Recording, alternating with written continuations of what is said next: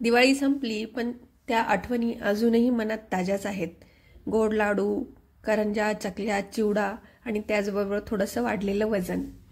पण आता वेळ आली आहे बॅक टू लाईफची. परत आपल्या किचनला पुन्हा लाईट स्टार्ट करायची.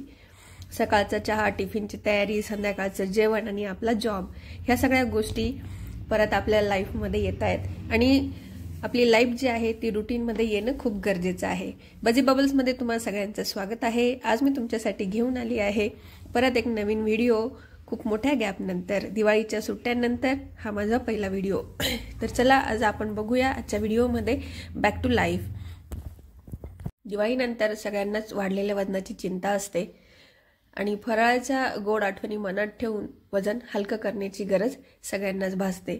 तर यासाठी पहिलं पाऊल म्हणजे तुम्ही सकाळी गरम पाणी घ्या किंवा तुम्ही सकाळी गरम पाणी, लिंबू आणि मध घेत असाल ते घ्या.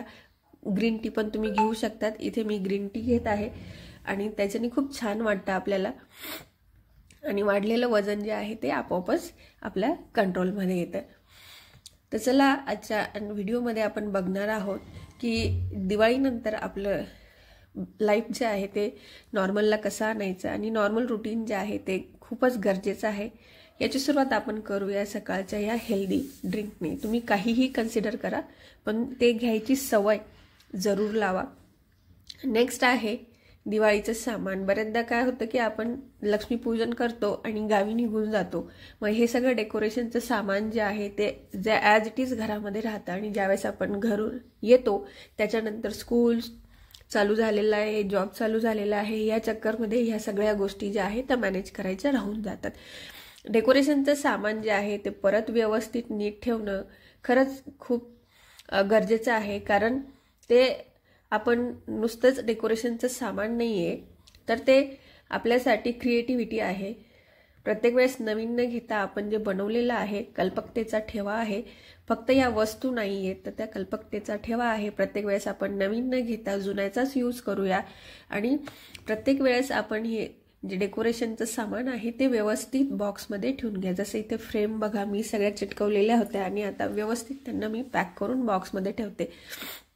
मोस्टली मी जे डेकोरेशनच्या सामानचे बॉक्सेस आहे ते ॲज इट इज ठेवते जेणेकरून आपला यूज झाल्यानंतर हे बॉक्सेस जे आहे त्यामध्येच आपल्याला परत ह्या वस्तू ज्या आहे त्या ठेवता येतात आणि तो बॉक्स पुढच्या वर्षी आपण ज्यावेळेस उघडतो त्यावेळेस आपल्याला ह्या गोष्टी ॲज इट इज मिळतात. मग तुम्ही म्हणाल प्रत्येक वेळेस आपण तेच सामान यूज करायचं का? तर नाही, आपण त्याला थोडासा कल्पकता जी आहे ती वापरून तोच आपला मागचा दिवाळीचा डेकोर जो आहे तो नव्या पद्धतीने वापरू शकतो. आता हे झरोके मी जे बनवले होते ते पण ॲज इट इज ठेवलेले, परत काढले. आता इथे बघा मी तुम्हाला सांगितलेलं की 2 वे टेप जो आहे तो यूज केलेला मी इथे आणि त्याच्याने खरंच भिंती बिलकुल खराब होत नाही. तुम्ही एकदा ट्राय करून बघा. असं भिंतीला डॉट पडलेला असतो ग्लू डॉट सारखा आणि तो आपापच असा निघून जातो. तर त्याने आपल्या भिंतीला बिलकुल डाग पडत नाही आणि व्यवस्थित सगळ्या डेकोरेशनचं सामान जे आहे ते आपण बाहेर काढू शकतो. या पद्धतीने तुम्ही सगळे जे सामान आहेत ते व्यवस्थित ठेवून घ्या जेणेकरून त्याचा उपयोग जो आहे तो आपल्याला पुढच्या वेळेस करता येईल.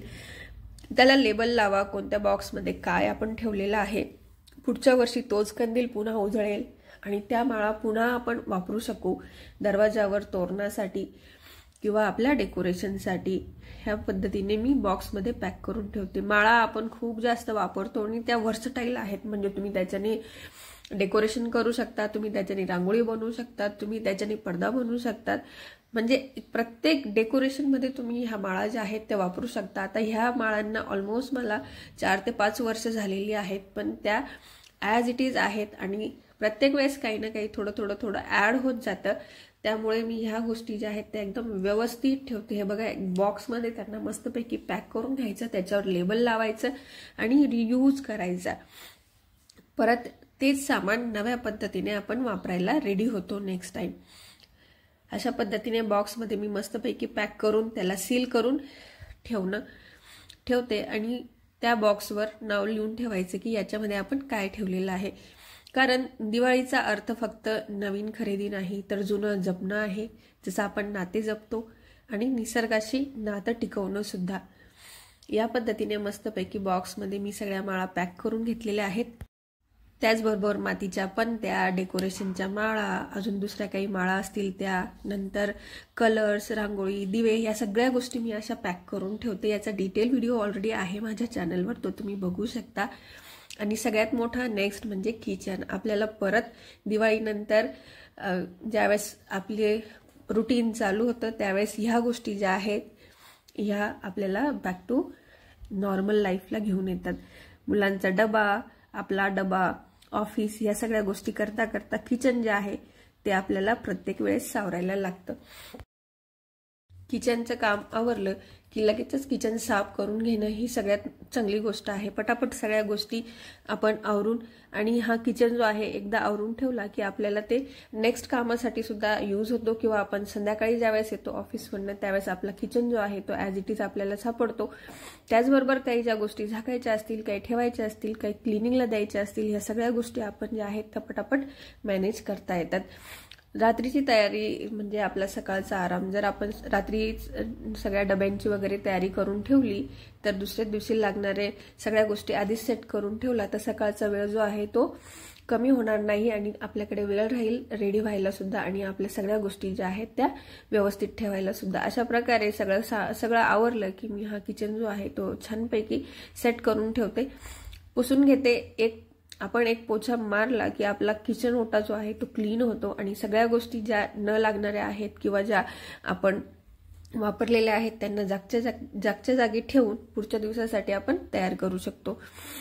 याच पद्धतीने भरपूर साऱ्या गोष्टी आहेत ज्या आपण नेहमीच वापरत असतो. त्याचा व्हिडिओ लवकरच तुमच्या जवळ येईल.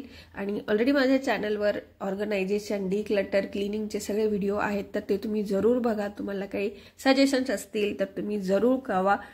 आणि सणानंतरची साफसफाई म्हणजे काही हा शेवट नाही, ही नवीन सुरुवात असते घरातल्यांच्या मनांच्या आणि आपल्या रोजच्या जीवनाची. दिवाळी गेली पण तिचं सौंदर्य अजून पण घरभर आहे. ते सजावटीच्या वस्तूमध्ये नाही तर आता स्वच्छ आणि सुबक, त्याचबरोबर शांत घरात पण आहे. तर चला आपण नेक्स्ट व्हिडिओमध्ये बघूया की ह्याच गोष्टी आपण नेहमी आपल्या लाईफमध्ये कशा आणायच्या. दिवाळीचा प्रकाश फक्त दिव्यात नाही, तो त्याच्या स्वच्छतेत आहे, नीटनेटकेपणात आहे. आणि ती जी नवीन ऊर्जा आपल्यामध्ये निर्माण होते ती ऊर्जा आपण पुन्हा निर्माण करतो आणि आपलं जे लाईफ आहे ते रुटीनमध्ये आणत असतो. घर पुन्हा आलंय आपल्या लईमध्ये आणि आता आपणही आलो आहोत त्याच लईमध्ये. तर चला पुढच्या व्हिडिओमध्ये भेटूया नवीन काहीतरी घेऊन. तोपर्यंत तुम्ही चॅनलला लाईक करा, शेअर करा आणि सबस्क्राईब करायला विसरू नका.